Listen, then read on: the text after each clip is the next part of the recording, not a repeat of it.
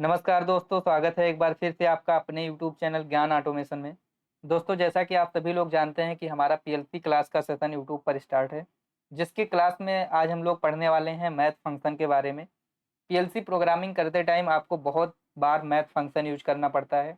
Math function से हमारा programme आसान हो जाता है।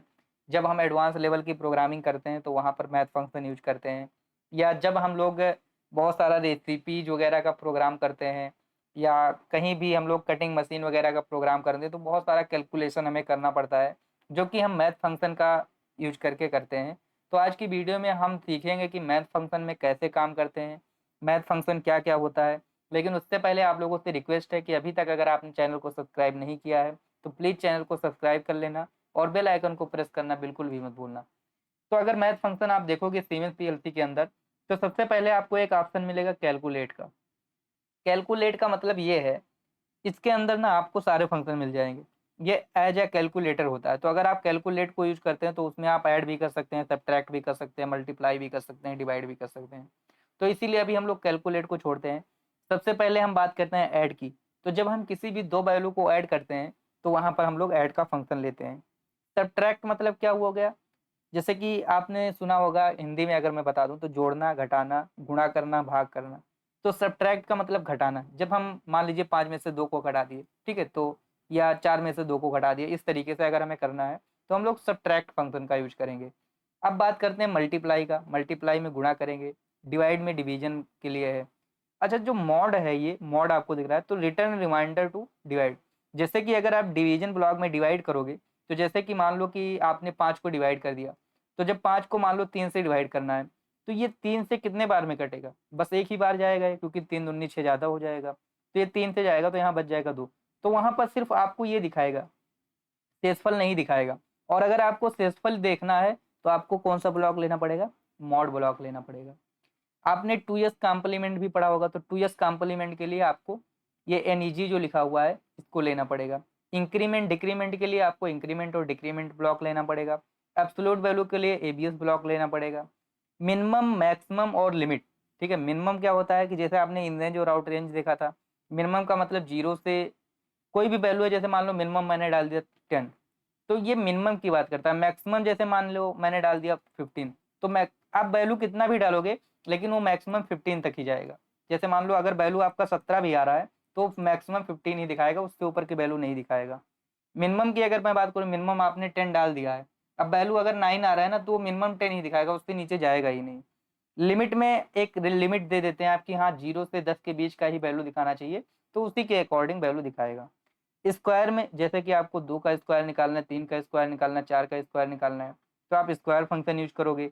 स्क्वायर रूट का मतलब ये है कि आप अगर मान लो कि 9 का स्क्वायर रूट निकालना चाहते हो, ठीक है, तो यहाँ पे 3 आ जाएगा। इस तरीके से आपको यहाँ पे साइन, कॉस, उसके बाद में एक्सपोनेंशियल वैल्यू, नेचुरल लॉगरिथम, जैसे लॉग वाली वैल्यू निकालने के लिए हम लोग इसका यूज करते हैं।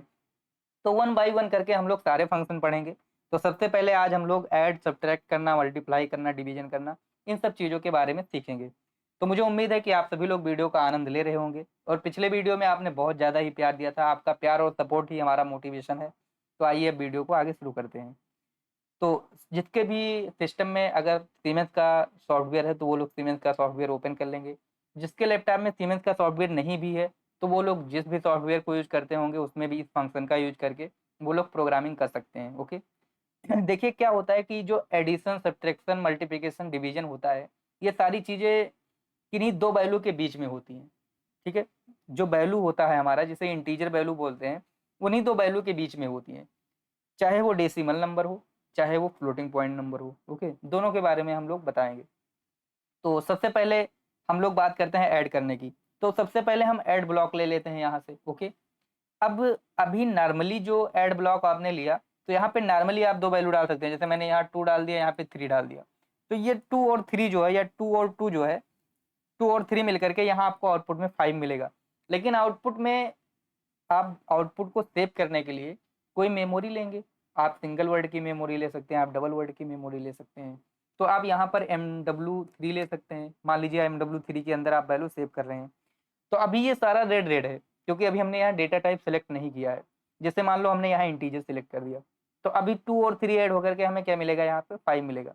यहाँ पे मैं मान लीजिए एक बटन लगा देता हूँ, जैसे इंटर बटन होता है उस टाइप का, कि जैसे ही मैं इंटर करूंगा तो मुझे वैल्यू मिल जाएगा। तो यहाँ हमने M0.0 लगा दिया, ये एज ए इंटर बटन काम कर रहा है, ठीक है। इसको हम लोग डाउनलोड कर देते हैं, इसको हम लोग डाउनलोड कर देते हैं।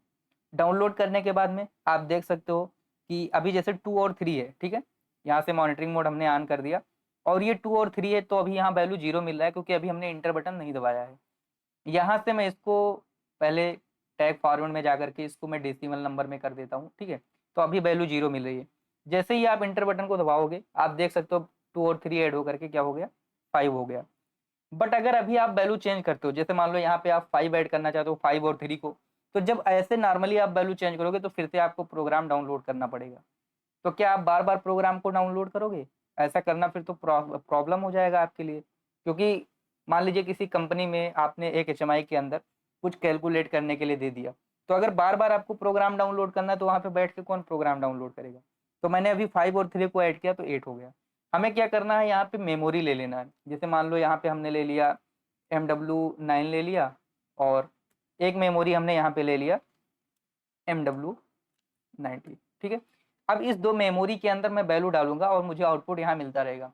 मतलब मुझे बार बार प्रोग्राम डाउनलोड करने की कोई ज़रूरत नहीं है। जैसे यहाँ पे अभी 0 0 है, अगर मैं इसको यहाँ से इंटर कर देता हूँ तो अभी वैल्यू कितना हो गया, यहाँ से मैं इसको इंटर करता हूँ तो अभी वैल्यू यहाँ पर 0 हो गया आपका, ठीक है। अगर आप इसको इंटर करके रखे रहोगे, इसके अंदर वैल्यू डालोगे, जैसे मैंने इसके अंदर 1 वैल्यू डाल दिया तो अभी यहाँ पे 1 और 0 ऐड होकर के 1 मिल गया। इसमें हमने डाल दिया 9 या 3 डाल दिया, ठीक है। तो अभी 3 और 1 ऐड होकर के क्या मिल गया, 4 मिल गया। इसके अंदर मैं डाल देता हूँ 15,000, ठीक है। मैंने डाल दिया 15,000, तो 15,000 और 3 ऐड होकर के क्या मिल गया, 15,003 मिल गया, ठीक है।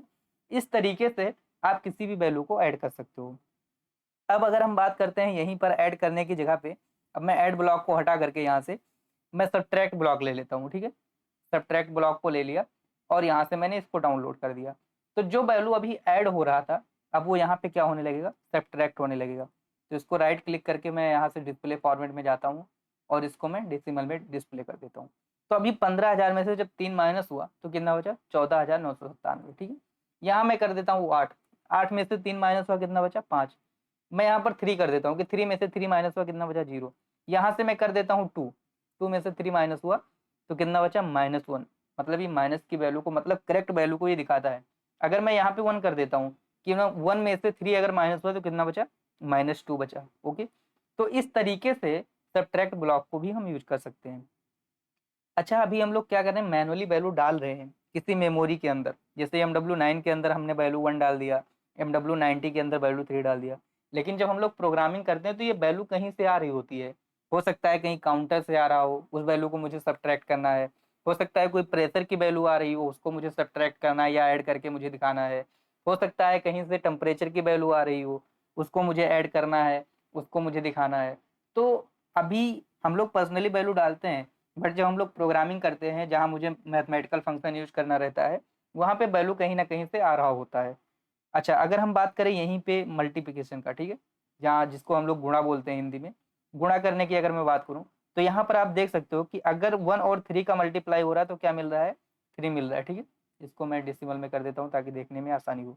1 और 3 का मल्टीप्लाई कर रहे हैं तो क्या मिल रहा है, 3 मिल रहा है। यहाँ पे मैं 3 और 3 का मल्टीप्लाई कर देता हूँ, 3 और 3 का मल्टीप्लाई किया तो कितना मिला, 9 मिला। अच्छा, मैं -3 का मल्टीप्लाई करता हूँ तो देखो क्या आता है, -3 का मैंने एंटर कर दिया तो यहाँ पे -9 आ गया। तो मतलब ये माइनस और प्लस दोनों को एक्सेप्ट करता है, ठीक है। -3 और -9 का मल्टीप्लाई में कर देता हूँ, फिर आपको यहाँ पे क्या मिल जाएगा, 27 मिलेगा, क्योंकि माइनस माइनस प्लस हो जाएगा। तो इस तरीके से आप मल्टीप्लाई फंक्शन का भी यूज कर सकते हो। अच्छा, अगर मैं बात करूँ यहाँ से डिवाइड का, ठीक है, मैं डिवाइड फंक्शन का बात करूँ और इसको डाउनलोड कर देता हूँ और इसको मैं लोड कर दिया। तो अभी अगर -3 को -9 से डिवाइड किया गया, ठीक है, यहाँ से मैं इसको डेसिमल में करता हूँ। अच्छा, अभी मैंने यहाँ पे 9 कर दिया ऊपर, मैं 9 को डिवाइड करता हूँ किससे, 3 से, किससे, 3 से डिवाइड किया तो यहाँ से कितनी बार में कटा, ये 3 बार में कटा। अच्छा, अगर यहीं पर मैं 10 को डिवाइड कर दूँ 3 से तो भी यहाँ पर आप देखोगे ये 3 बार में ही जाएगा। मतलब जो इसका शेषफल है वो शेषफल नहीं दिखा रहा है। अगर शेषफल अभी आपको देखना है साथ साथ में तो आपको कौन सा फंक्शन यूज करना पड़ेगा, ये जो मॉड वाला फंक्शन है ये किसके लिए है, ये शेषफल के लिए। अगर इसको मैं डाउनलोड कर देता हूँ तो अभी जब 10 से, जो 10 है इसको 3 से जब डिवाइड मैंने किया तो यहाँ पर शेषफल क्या बच रहा है, जो रिमाइंडर बचता है वो क्या बच रहा है, यहाँ पे आप देख सकते हो। तो यहाँ से डेसिमल में कर दिया, अभी रिमाइंडर 1 बच रहा है। यहाँ पे मैंने कर दिया 11, तो 3 से जब 11 को डिवाइड करोगे तो रिमाइंडर कितना बचेगा, 2 बचेगा। 3 से जब मैं 12 को डिवाइड कर रहा हूँ तो रिमाइंडर कितना बचेगा, 0 बचेगा। 3 से मैं 15 को डिवाइड कर रहा हूँ तो रिमाइंडर कितना बचेगा, 0 बचेगा।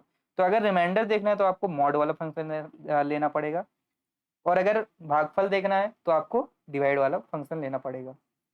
तो इस तरीके से आप सिंगल सिंगल फंक्शन का यूज करके और वैल्यू को मल्टीप्लाई कर सकते हो, ऐड कर सकते हो, ठीक है, डिवाइड कर सकते हो। लेकिन अगर यही वैल्यू कहीं से आ रही होगी, जैसे हम मान लेते हैं कि 2 काउंटर की वैल्यू है, उसे मुझे ऐड करना है, ठीक है, तो आप इसको डिलीट कर दीजिए। यहाँ से आप ले सकते हो काउंटर 1 ले सकते हो, ठीक है। यहाँ से मैं काउंटर 1 ले लेता हूँ। ये मेरा एक काउंटर लगा हुआ है एक कन्वेयर के पास, जो इस कन्वेयर की वैल्यू को काउंट कर रहा है। तो इसके लिए मैं यहाँ पर 5 दे देता हूँ कि 5 वैल्यू है जो कि MD10 जो है इसमें काउंट होकर के जा रहा है, ठीक है। रीसेट करने के लिए हमने M0.1 लगा दिया। ओके, ऐसे ही एक दूसरा काउंटर है हमारे पास, ठीक है, इसी में मैं उस काउंटर को भी ऐड कर देता हूँ। ये कन्वेयर 2 के पास लगा है, जो कन्वेयर 2 के पार्ट को काउंट कर रहा है, ठीक है। इसमें भी रीसेट करने के लिए मैं दोनों में सेम बटन लगा देता हूँ, M0.1, और इसमें भी मैंने 5 पार्ट काउंट करने के लिए दे दिया है, और जो वैल्यू सेव करना है MD20 के अंदर मैंने सेव कर लिया। अब अगर इन दोनों की वैल्यू को ऐड करना है, कन्वेयर 1 पे 5 पार्ट निकला, कन्वेयर 2 पे 5 पार्ट निकला, टोटल 10 पार्ट हो गए। तो पहले 1 पार्ट निकलेगा, 2 निकलेगा, 3 निकलेगा। मैं ये चाहता हूँ कि मैं एक एक कन्वेयर का पार्ट नहीं काउंट करूंगा, मुझे टोटल पता चल जाना चाहिए कि अभी दोनों कन्वेयर मिला करके टोटल कितना पार्ट निकल चुका है। तो अब इन दोनों को वैल्यू को मुझे ऐड करना पड़ेगा। तो ऐड करने के लिए फिर आपको क्या करना पड़ेगा, यहाँ से ऐड ब्लॉक लेना पड़ेगा। ये ऐड ब्लॉक ले लिया, एक वैल्यू किसके अंदर आ रहा है, तो एक वैल्यू MD10 के अंदर आ रहा है, तो यहाँ पर हो गया MD10। जो दूसरा वैल्यू आ रहा है किसके अंदर आ रहा है, MD20 के अंदर आ रहा है, तो यहाँ पे हो गया MD20। आउटपुट हम क्या करते हैं, MD30 में सेव कर लेते हैं। ये MD30 में हमने आउटपुट को सेव कर लिया, और यहाँ पर भी हमने एक येनो पुश बटन लगा लिया, जो मान लेते हैं सेंसर है। इस सेंसर को हम लोग सेंस करवाएंगे और वो वैल्यू हमें देखने को मिलेगा। यहाँ से इसको डाउनलोड कर देते हैं प्रोग्राम को। आप देख सकते हो कि इसके अंदर अभी काउंट वैल्यू कितना है, 1 है, इसके अंदर 0 है। तो आपको टोटल यहाँ पे क्या मिल रहा है, जो अपना ये ऐड ब्लॉक है नीचे आप देख सकते हो, इसमें वैल्यू आपको अभी 1 मिल रहा है। हम मानते हैं कि चलो इसने भी एक सेंसर ने सेंस कर लिया, ठीक है, यहाँ भी वैल्यू 1 हो गया और वहाँ भी वैल्यू 1 हो गया, तो यहाँ पे आपको क्या मिल गया, 2 मिल गया। तो इसी तरीके से जो काउंटर की वैल्यू है या कोई भी वैल्यू है, जब हम लोग एनालॉग की स्केलिंग करते हैं वहाँ पर हमें मूव ब्लॉक यूज करना होता है, बहुत सारा मैथ फंक्शन भी यूज करना पड़ता है। अभी मूव ब्लॉक के बारे में हमने नहीं बताया है, तो आज की वीडियो में सिर्फ इतना ही मैथ फंक्शन के बारे में मैं बताऊँगा, जिसमें हम ऐड करना, मल्टीप्लाई करना, डिवाइड करना, मॉड के बारे में ये सारी चीज़ें सीखे हैं। नेक्स्ट वीडियो में हम उससे आगे के बारे में बताएंगे, तो आप लोग इसका प्रैक्टिस करिएगा। मुझे उम्मीद है कि आप लोग सेशन का आनंद ले रहे होंगे। तो आज का वीडियो यहीं पे समाप्त करते हैं। जय हिंद, जय भारत।